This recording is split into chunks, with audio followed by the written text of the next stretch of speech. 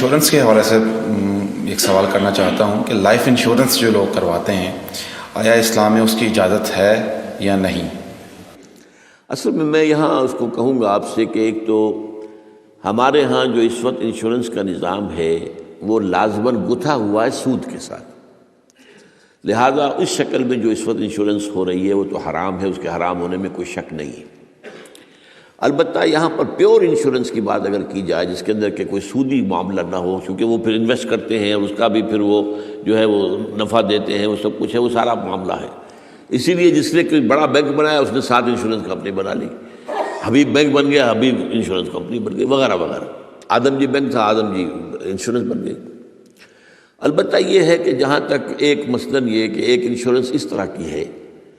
کہ چند تاجر جو ہے وہ بیٹھ کر طے کر لیتے ہیں کہ بھائی ہم اتنا ماہانہ ہم سب جمع کریں گے تاکہ ہم میں سے اگر کسی کو بڑا لاس ایک دم ہو جائے تو ہم اس کو کمپنسیٹ کر کے اپنے پاؤں پہ کھڑا کر دیں، تو اس کو کوئی حرام نہیں کہہ سکتا، جائز ہے۔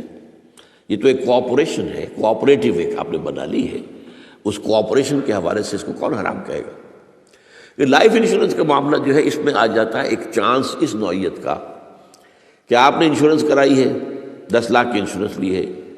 آپ نے ابھی 2-3 پریمیم جو ان کے دیے ہیں کہ آپ کا حادثہ کے اندر انتقال ہو گیا، اب اتنے پیسے آپ کو مل جائیں گے، یہ آپ نے how did you earn it?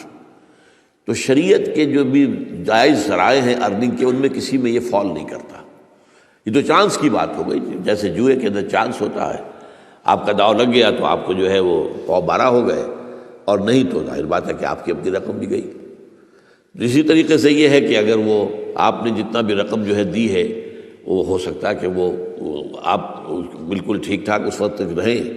میں پورے نظام کو چونکہ جانتا نہیں ہوں، اس لیے میں اس میں رائے ویسے دیا نہیں کرتا،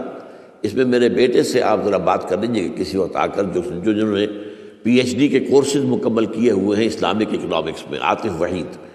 تو وہ ہمارے وہاں قرآن اکیڈمی میں بیٹھتے ہیں، تو کبھی دن میں آ کے بات کر لیجیے۔ لیکن یہ چند باتیں وہ تھیں جو میں نے آپ کے ساتھ جو میرے سامنے واضح تھی وہ میں نے واضح کر دی۔